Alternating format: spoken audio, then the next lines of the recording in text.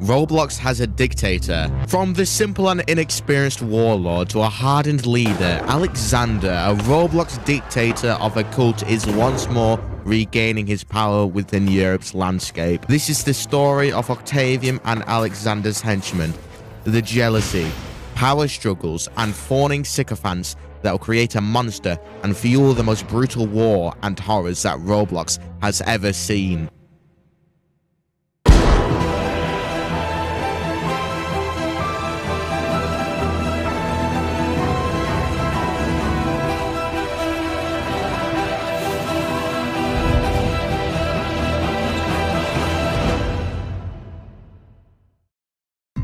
On September 19th, Octavium was created following a successful coup Aleczander, the future dictator, conducted. Aleczander pronounced himself the complete ruler of Octavium. Now, due to this coup, his army was poorly trained with just young conscripts, and he wanted to spread the idea of Richterism, his only ideology, throughout Europe. However, the army he has is utter garbage, so he trained them up over a number of months within a camp nearby called Aleczaender. His army was ready. Octavium declared war against Greater Normandy that originated from England as its core state. Obviously, seeing how it's called Greater Normandy, there was land that Octavium wanted in mainland Europe. So, as any sane person would, he declared war.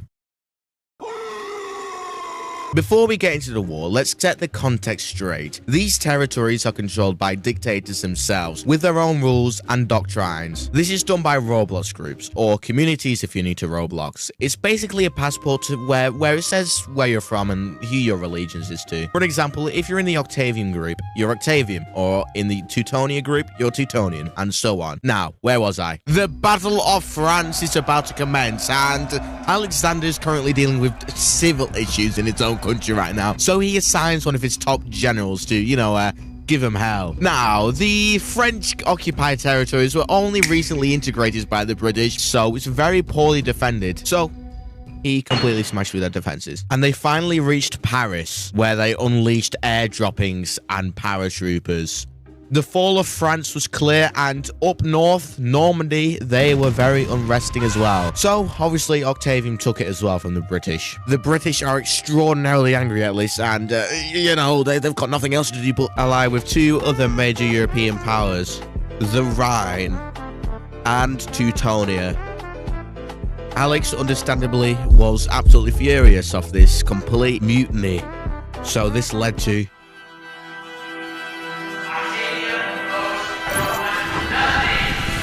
four powerful dictators battling in just one singular soil. Did we show Teutonia who is the true master of the world?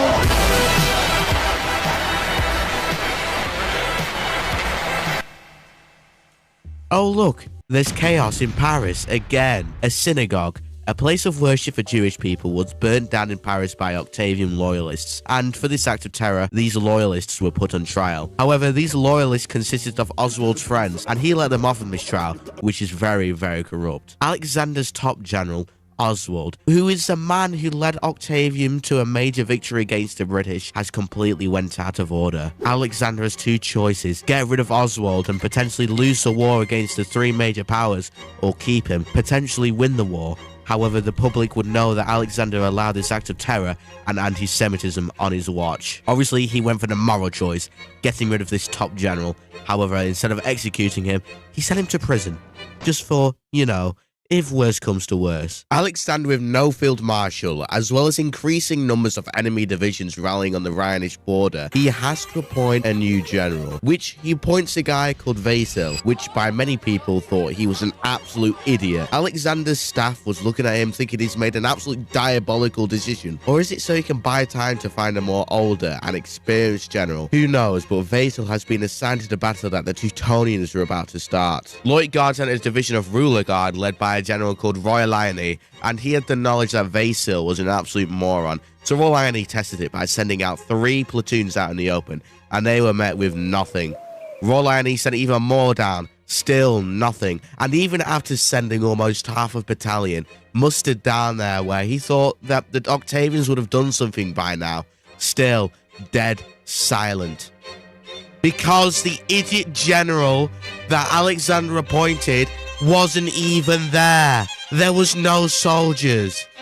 The bordering region of the Rhineland was completely taken by Teutonian forces, and they were met with nothing.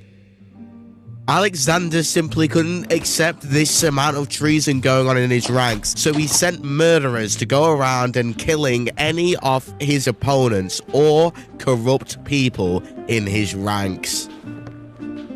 Indeed, the waste of life was meaningless, but the waste of life as his civilians was even more meaningless due to these people, and he could not accept it anymore. Due to the fact that they were facing treason, there was no reason for a trial. They can just have been murdered regardless. With the eradication of the corruption and the treasoners, Octavium may be able to look up and see that there is a bright future ahead.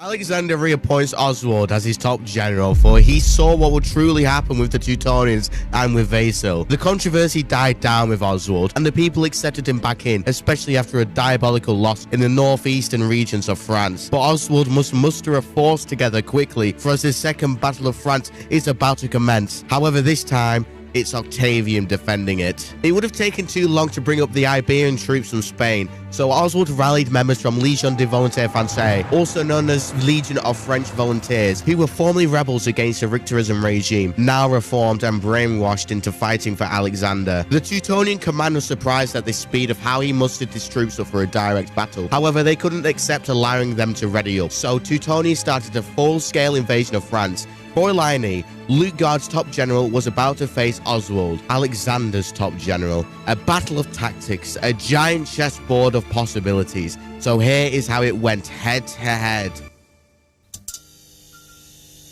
Fräulein set up an offensive for Paris, sending 40 divisions, with Oswald just preparing half of that number. However, he believes due to the fact that Paris is already heavily fortified, Oswald surprised the Teutonians marching for Paris. The Teutonians were finally on the scope, with Oswald carefully calculating his next move, trying to predict what Fräulein was planning, which he instantly saw out. Fräulein was splitting his divisions into larger regiments to attempt to encircle the city of Paris. However, this leaves significant gaps, and a successful counterattack would be fatal to Fräulein. The Teutonians marched on and is now closer to the artillery firing zone. Fräulein saw that the testing artillery fire was getting closer and more accurate to his troops marching on, so he demanded his troops to return, and he thought it would have been easy like last time, but Oswald did not allow this. Oswald sent quick cavalry units to smash the remaining Teutonian soldiers. Fräulein was furious at his field officers for making such a mistake, and reinforcements would take a while to reach Paris, especially an unintegrated foreign land to march through, so he laid siege to wait for more resources. However, his troops had low morale, seeing how they got absolutely bamboozled by the Octavian defenses, with 13 battalions deserting. Oswald saw this, and he made a final speech to his troops, giving them lobster for their final meal for the battle, because he is preparing to do a counterattack on the unstable Teutonian division. Oswald demanding that the artillery were to be rolled out 20 miles to be in range of the Teutonians. They started the complete bombing of Fräulein's men, and with this, General Fräulein was killed in action. A charge was in place for the Octavians, and they kicked them all out of the Paris region. Throughout elsewhere, the Teutonian troops either retreated into their friendly neighbors or deserted. Luitgard demanded the troops to come back home to rethink their strategy, as Oswald is far too intelligent of a general to be simply fought with. However, Aleczander would not agree with this complete mutiny and ordered all of his generals, including Oswald, to take the Rhineland, and quite swiftly as well. Including this, Aleczander demanded the annexation of the British Isles, and the Battle of Britain about to start again. The Octavium set sail and met a strong British army on Hastings. However, due to the plot, the British army utterly failed terribly and got smashed into a million pieces. What the Germans failed to do in World War II, Octavium did successfully in World War III. Now, Octavium owns a large chunk of Europe, with only Teutonia being able to rival them. However, now is a time of peace, with Western Europe only supporting Richterism. Well, only until A guy called Tariq joined after deserting from Italy with a very large number of loyalists, large enough to even coup Aleczander and Oswald, and Tariq managed to get a higher position in the government, so he was put in charge of lawmaking for the citizens of Octavium and its realm. One law Tariq made was a very limiting law for the Octavium army, which greatly insulted Oswald as he led the army for all of these years, and his complete random started to make all of these rules everyone had to follow. This greatly angered Oswald, and as usual, Oswald would not accept this. Oswald responded like he did all those years ago, where he stormed into the Senate and arrested multiple senators and other government personnel. A civil war broke out. It was Tariq, a man with an army of loyalists who was very charismatic but fairly inexperienced in battle, against Oswald, an aging but still extremely intelligent military tactician, where a fight against him wouldn't even tactically work. So yeah, as I was saying, Oswald would not accept this, but also Tariq wouldn't accept this. Tariq sent his loyalists straight into the army HQ, where trainings, PTs, and businesses was completely halted because of the fighting within the whole city. This lasted for 2 whole days straight, until Aleczander put a stop to this because the IRL capital was having a civil war in its own, and we was running a Minecraft server. This is so stupid. Anyways, some say the traitors won. Some say Oswald won. However, to me, nobody won because both of them resigned out of disgrace to Aleczander.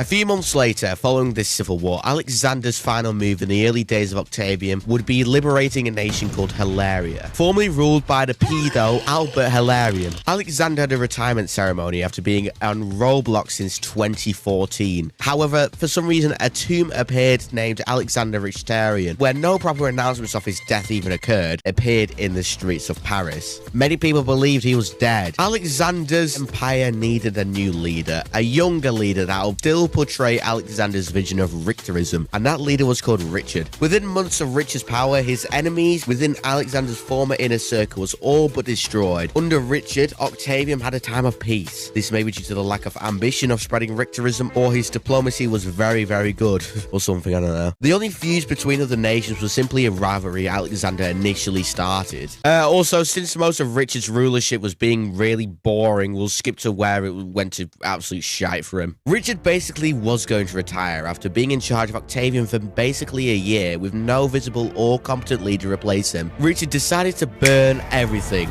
all of Alexander's work, destroying Richterism, seeding occupied nations, admin abusing, and exiling everyone from the group.